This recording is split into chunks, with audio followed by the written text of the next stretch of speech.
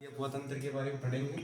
मैं भूगोल की सीरीज स्टार्ट करने वाला हूँ और मैं विशेष तौर पर भूगोल ही पढ़ाता हूँ। तो आज हम सबसे पहले गंगा नदी के बारे में देखते हैं। देखो, सबसे पहले गंगा नदी के उद्गम के बारे में देखते हैं, फिर उसके बारे में पूरी डिटेल से आज इसका अध्ययन करेंगे। तो देखो, सबसे पहले हम बात करते हैं गंगा नदी के उद्गम के बारे में। उद्गम की बात करें तो उद्गम वैसे तो हम कहते हैं कि गंगा नदी उत्तरकाशी जिले से निकलती है, भागीरथी नाम से अलकनंदा मिल जाती है। आज डिटेल से देखते हैं। देखो, एक नदी है, एक हिमानी है, सतोपत हिमानी। सतोपत हिमानी एक माना हिमनद। इन दोनों से, सतोपत से तो विष्णु गंगा निकलती है और माना हिमनद से धौली गंगा निकलती है। धौली गंगा और विष्णु गंगा जहाँ आकर मिलती है ना, उसका नाम है विष्णु प्रयाग, ध्यान रखना। फिर विष्णु प्रयाग के बाद में इस नदी का नाम हो जाता है अलकनंदा, ये याद रखना। उसके बाद हम बात करें तो नंदाकिनी नाम की एक नदी है जो त्रिशूल हिमनद से निकलती है, ध्यान रखना। निकलने के बाद में ये एक प्रयाग आता है जिसका नाम है नंद प्रयाग, याद रखना। ये नंद प्रयाग में आकर मिल जाती है। उसके बाद बात करें तो पिंडार हिमनद है, वहां से एक नदी निकलती है पिंडार नदी, और कौन से प्रयाग में, कर्ण प्रयाग में आकर मिलती है। यह भी अलकनंदा, ये ध्यान रखना विशेष तौर पर। उसके बाद में बात करें केदारनाथ श्रेणी से, केदारनाथ से एक नदी निकलती है जिसका नाम है मंदाकिनी नदी, ये याद रखना। मंदाकिनी रुद्रप्रयाग में आकर गिरती है, ध्यान रखना। रुद्रप्रयाग में आकर अलकनंदा से मिल जाती है, ध्यान रखना। कौन सी नदी? मंदाकिनी। आगे ये फाइनली ये नदी जाकर देवप्रयाग में, किस नदी में, ध्यान रखना, देवप्रयाग में गंगोत्री से भागीरथी नाम की नदी, किस नाम की? भागीरथी नदी नाम की आती है और आकर ये देवप्रयाग में आकर मिल जाती है, किसमें?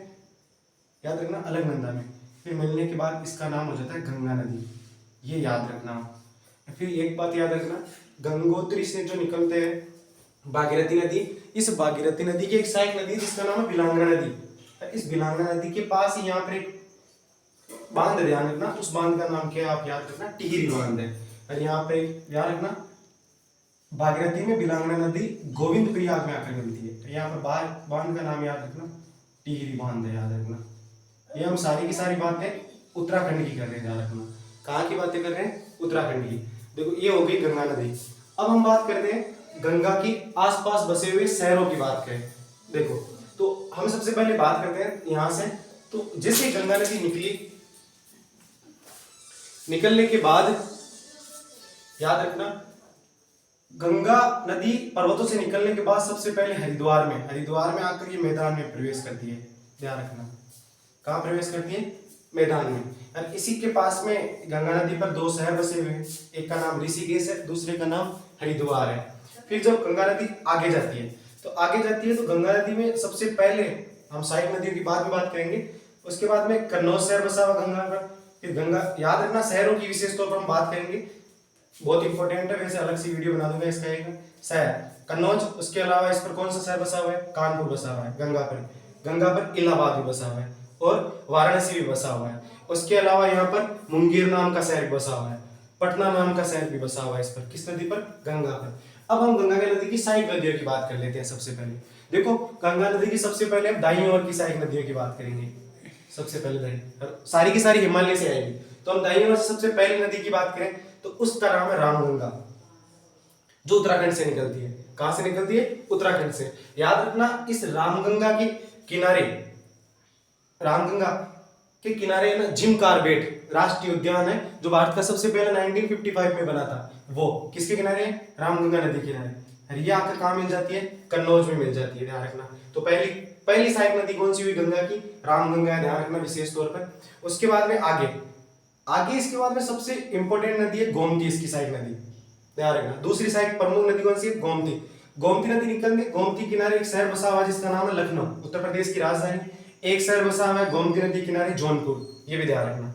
फिर गोमती नदी आकर वहां यूपी में अंतर्गत इसमें किसमें मिल जाती है? गंगा नदी में मिल जाती है।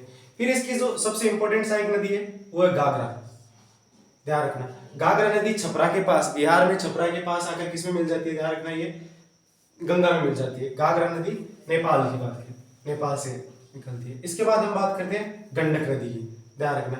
गंडक नदी निकलने के बाद में, नेपाल से निकलने के बाद किसमें? गंगा में गिर जाती है। उसके बाद में कौन सी? ध्यान रखना, बूढ़ी गंडक, ये भी याद रखना। तो ये भी आकर गंगा में मिल जाती है, प्रमुख सहायक नदी है। उसके बाद में कोसी का नेपाल से निकलती है। नेपाल में कोसी को अरुण कहा जाता है, आपको पता है, सप्तकोसी के नाम से भी जानते हैं। इसको बिहार का शोक कहा जाता है। कौन सी नदी को? कोसी। कहाँ, किसकी सहायक नदी है? गंगा की। गंगा की अंतिम सहायक नदी है महानंदा। दाईं ओर से गंगा की अंतिम सहायक नदी कौन सी है? महानंदा है, जो कहां से निकलती है? याद रखना है, वेस्ट बंगाल से निकलती है। वेस्ट बंगाल से कहां से? दार्जिलिंग की पहाड़ियों से निकलती है नदी। कौन सी? महानंदा। ये दाईं ओर से मिलने वाली प्रमुख सहायक नदी है, याद रखना।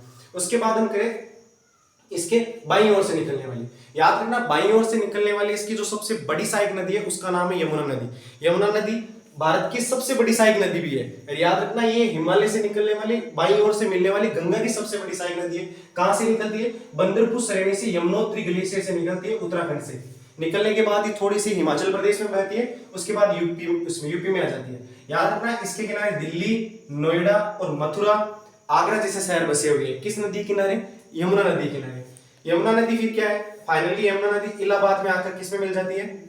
जिसको प्रयागराज भी कहा जाता है, किसमें? गंगा नदी में मिल जाती है। अब यमुना की बहुत सारी है ना, बहुत बड़ी बड़ी सहायक नदियां हैं यमुना की, ध्यान रखना है। जैसे 1365 या 76 किलोमीटर के लगभग बहती है। देखो, चंबल नदी जनापो की पहाड़ियों से निकलती है, याद रखना। इसके चंबल के पास में एक शहर बसा हुआ है कोटा, और इसमें 4 बांध भी आपको पता है, गांधी सागर बांध, राणा प्रताप सागर, जवाहर सागर और कोटा डैम बना हुआ है। उसके बाद एक नदी इसकी सहायक नदी है यमुना की, सिंध नदी। एक नदी है बेतवा, जो रायसेन की पहाड़ियों से निकलती है, ध्यान रखना।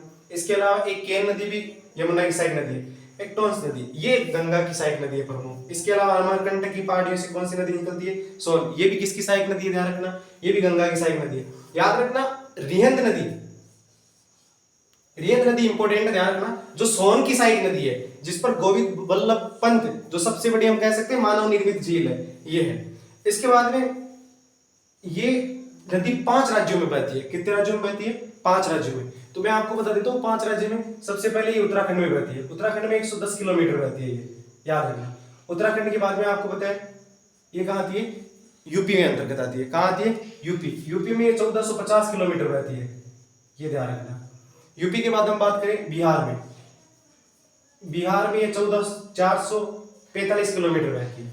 इसके अलावा वेस्ट बंगाल, वेस्ट बंगाल में ये 520 किलोमीटर बहती है, याद रखना। गंगा नदी की टोटल जो लंबाई है वो 2525 किलोमीटर है, याद रखना। ऐसे 5 राज्यों से बहती है। झारखंड में भी बहती है कौन सी नदी? गंगा नदी। 5 राज्यों में सबसे पहले उत्तराखंड, उत्तराखंड के बाद में यूपी आ जाएगा, यूपी के बाद में आ जाएगा बिहार, फिर झारखंड, फिर पश्चिम बंगाल।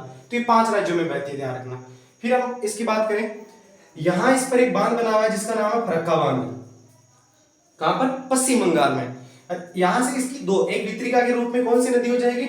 वितरिका के रूप में जो नदी है इसकी हुगली नदी इसका पार्ट हो जाती है। एक ये आप 2 भागों में डिवाइड होती है। 2 भाग कौन कौन से? एक का नाम तो है भागीरथी, एक का नाम क्या है? हुगली। हुगली नदी के किनारे एक शहर बसा हुआ है जिसका नाम क्या है? कोलकाता। याद रखना, ये यहां बढ़ जाती है तो भागीरथी नदी, भारत में इसका नाम भागीरथी होती है। जैसे ये बांग्लादेश में जाती है इसका नाम पद्मा हो जाता है, ध्यान रखना। क्या हो जाता है? पद्मा। और एक होती है हुगली। अब हुगली पर एक छोटा नागपुर के पठार से एक नदी निकलती है जिसका नाम है दामोदर। याद रखना, छोटा नागपुर का पठार, जिसको ऊपरी भाग में हजारीबाग का पठार कहा जाता है, दक्षिण में रांची का पठार कहा जाता है। यहां से एक नदी निकलती है जिसका नाम है दामोदर नदी।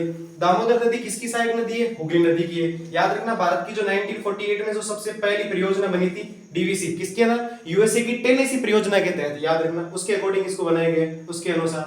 तो ये पद्मा। अरे याद रखना, इधर से एक नदी आती है, आपको पता है ब्रह्मपुत्र, असम में ब्रह्मपुत्र कहा जाता है। अगले वीडियो में ब्रह्मपुत्र के बारे में डिटेल से बता दूंगा। फिर बांग्लादेश में आती है, इसका नाम जमुना हो जाता है, ये पद्मा में मिल जाती है। तो ये हो गई आपकी गंगा नदी के बारे में। और इसके बारे में कुछ और इंपॉर्टेंट बात बताऊं तो ये याद रखना, गंगा नदी बिजनौर के पास ही में सबसे पहले ना यूपी में प्रवेश करती है ये नदी। और ये याद रखना, एक छोटी सी घाघरा की मैं सहायक नदियां बता देता हूँ कुछ आपको। घाघरा की सहायक नदियों की बात करें तो घाघरा की सहायक नदी एक शारदा है जिसको काली नदी भी कहा जाता है। इसके अलावा सरयू नदी है जिसके किनारे अयोध्या शहर भी बसा हुआ है। ये प्रमुख आपको याद रखना डिटेल से। इसका कैचमेंट एरिया याद रखना, अगर याद रखो तो इसका कैचमेंट एरिया है जो वो 8.6 लाख हेक्टेयर के लगभग है। और रिहंद बांध आपको पता है वहां पर बना हुआ है जिसकी ऊंचाई 260 के लगभग है। इस प्रकार से ये आपकी गंगा नदी होगी। इसकी कुछ सहायक नदी है, उसके बारे में अगले वीडियो में डिटेल से बता दूंगा। धन्यवाद।